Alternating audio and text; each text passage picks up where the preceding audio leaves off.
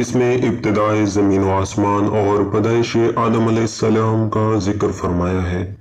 تمام حمد اس اللہ کے لیے ہے جس کے مداح تک بولنے والوں کی رسائی نہیں، جس کی نعمتوں کو گننے والے گن نہیں سکتے،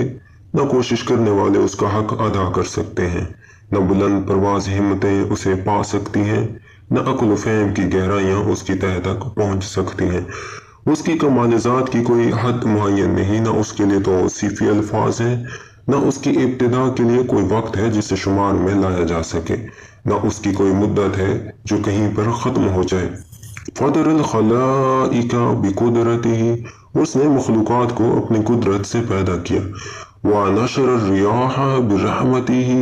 اپنی رحمت سے ہواؤں کو چلایا۔ ووطد بالصخور میدان ارضہ،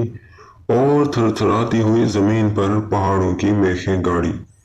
دین کی ابتدا اس کی معرفت ہے، کمال معرفت اس کی تصدیق ہے، کمال تصدیق توحید ہے، کمال توحید تنزیہ و اخلاص ہے، اور کمال تنزیہ و اخلاص یہ ہے کہ اس سے صفتوں کی نفی کی جائے، کیونکہ ہر صفت شاہد ہے کہ وہ اپنے موصوف کی غیر ہے، اور موصوف شاہد ہے کہ وہ صفت کے علاوہ کوئی چیز ہے۔ لہذا جس نے ذات الہی کے علاوہ صفات مانے، اس نے ذات کا ایک دوسرا ساتھی مان لیا، اور جس نے اس کی ذات کا کوئی اور ساتھی مانا، اس نے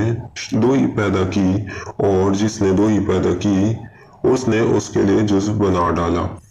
اور جو اس کے لیے اجزاء کا قائل ہوا وہ اس سے بے خبر رہا، اور اس سے بے خبر رہا اس نے قابل اشارہ سمجھ لیا، اور جس نے اسے قابل اشارہ سمجھ لیا اس نے اس کی حد بندی کر دی، اور جو اسے محدود سمجھا وہ اسے دوسری چیزوں ہی کی قطار میں لے آیا، اور جس نے یہ کہا کہ وہ کسی چیز میں ہے اس نے کسی شے کے